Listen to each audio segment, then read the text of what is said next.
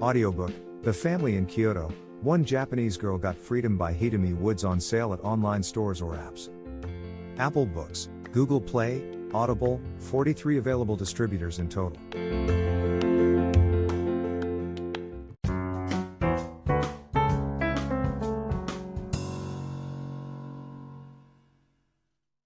Puss in Boots. A miller died, leaving 3 sons to divide his fortune among them. The eldest took the mill and the land around it, the second took the flocks and herds, and then there was nothing left for the third son, Jack, but 3 bits of silver money, and a little cat that lived in the mill. "This is all very well," said Jack, "and the cat is a fine little cat and can feed on the mice it catches, but I do not see how I am to live on 3 pieces of money." "Oh," answered his brothers, "you will have to start out in the world and do the best you can for yourself." Jack took the little cat and started out. "Do not be uneasy, master," said the little cat. "You have 3 silver pieces. Take them and buy me a little pair of boots and a bag, and I will make your fortune for you." Jack did not like to spend his money on a pair of boots for a cat, but he knew he was a wise little animal, so he did as he said. He went to a tailor, and for the 3 pieces of silver the tailor made him the prettiest pair of little boots that ever were seen, and when Puss drew them on they fitted exactly. The tailor also gave Jack an old bag that lay in the corner, and for which he had no use. Puss led Jack off into the country, and then he bade him sit down by the roadside and wait for his return. The little cat ran off into a wood nearby, where there were a great many rabbit holes, and there he managed to catch 2 fine fat rabbits. He put the rabbits in the bag and trotted away in his neat little boots until he came to the king's palace. There he asked to see the king, and a cat in boots was such a strange sight that he was at once brought before his majesty. The courtiers nudged each other and laughed when the cat came into court, but Puss marched up to the king and bowed low before him. "Your Majesty, my master, the Marquis of Carabas, has sent you a present of these 2 fine fat rabbits for your supper," said he, and he took out the rabbits and presented them to the king. The king was very much pleased. He ordered a piece of money to be given to Puss, and bade the little animal thank his master for the fine present he had sent. Puss ran back to where Jack was waiting, and gave him the piece of money. "There," he said. "That is enough to pay for a bed and a supper at the inn." The next day Puss set off for the forest again, and this time it was a pair of fine fat partridges that he caught and carried to the king. "They are sent by my master, the Marquis of Carabas," said Puss.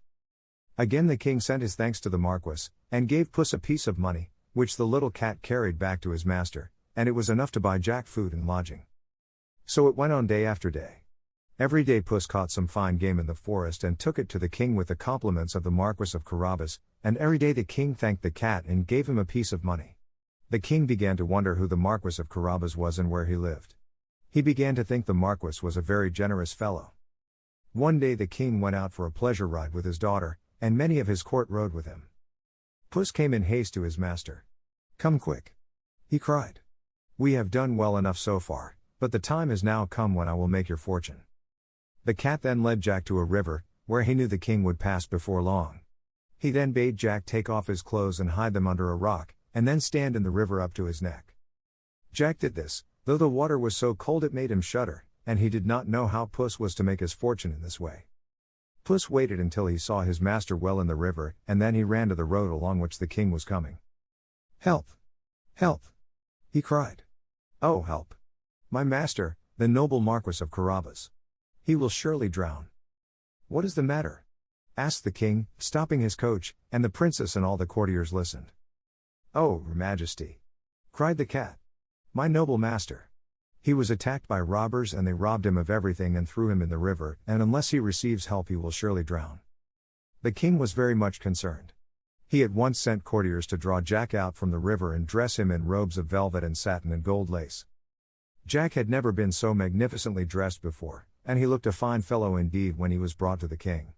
His Majesty was so pleased with Jack's looks that he made him get into the coach and sit beside him, and the princess was even better pleased with him than her father. Meanwhile the little cat had hurried on far ahead of the coaches. Presently Puss came to a field where the harvesters were harvesting the grain. Puss marched up to them scowling fiercely and bristling out his whiskers until he looked twice as big again. The harvesters were frightened. "Listen, men," cried Puss. "The king will soon come by this way with my master, the Marquis of Carabas riding beside him. If he should ask you to whom this grain belongs, answer that it belongs to the noble Marquis of Carabas. If you do not do this you shall be torn into pieces, and the shreds thrown into the river." The harvesters were more frightened than ever. They promised to do exactly as the cat bade them. Then Puss ran on until he met a drover driving a great herd of cattle.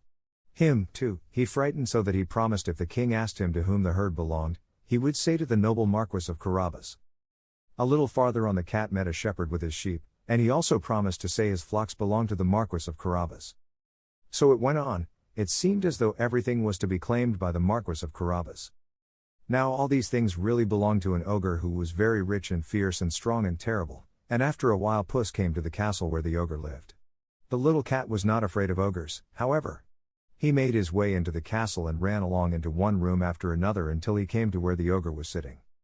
When the ogre saw the little cat in his fine shiny, creaking boots, he was so amused that he laughed aloud. He had never seen such a sight before. "And where did you come from, my fine little cat?"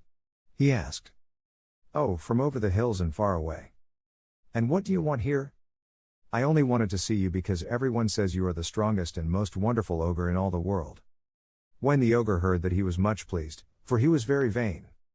"Well, and now you have seen me, what do you think of me?" he asked.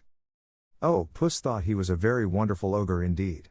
And was it true that he had magic powers, too? Yes, the ogre had magic powers. "Can you change yourself into animals if you choose?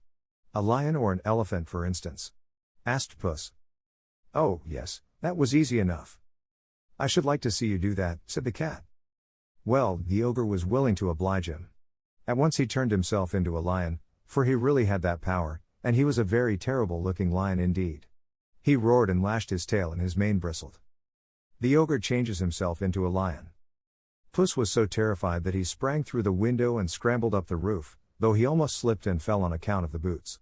There he sat spitting and trembling. Then the ogre turned himself back into his own shape, and he laughed and laughed. "Come back, Puss," he called, "I will not hurt you, but now you see that everything they told you was true." Puss came scrambling back into the room, and he looked very meek and timid. "Yes, I see it was all true," he said. "But, Mr. Ogre, could you turn yourself into a small animal as well? That must be a great deal harder. Could you turn yourself into a mouse?" Yes, the ogre could do that, too, and at once he turned himself into a mouse, and ran, scampering gaily about the room. But he did not scamper long.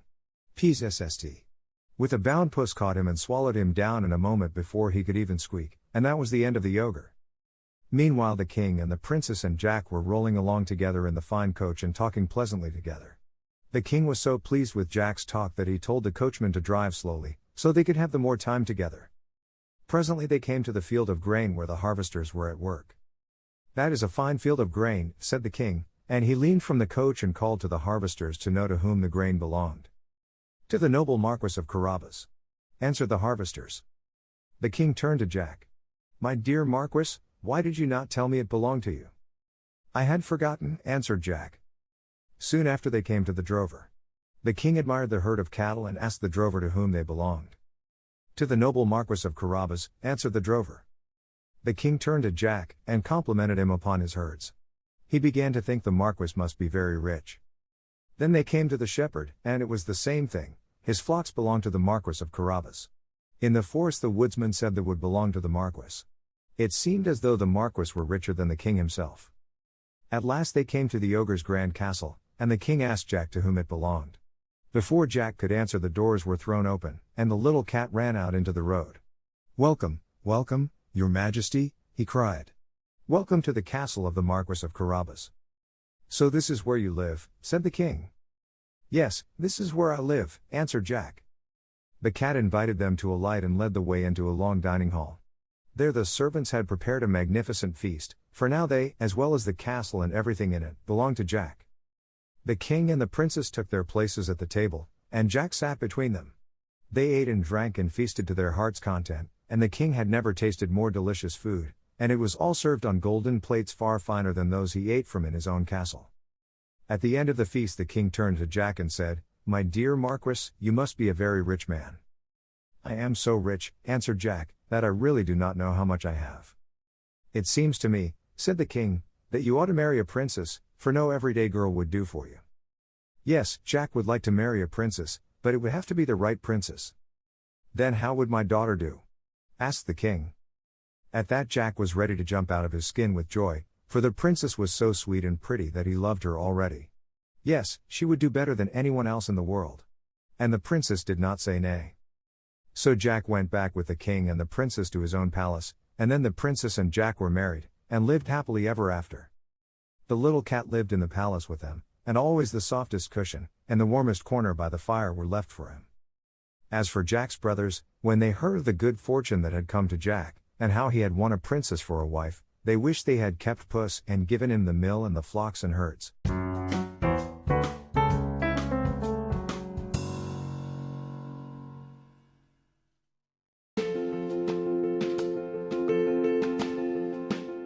Audiobook, The Family in Kyoto, One Japanese Girl Got Freedom by Hitomi Woods on sale at online stores or apps.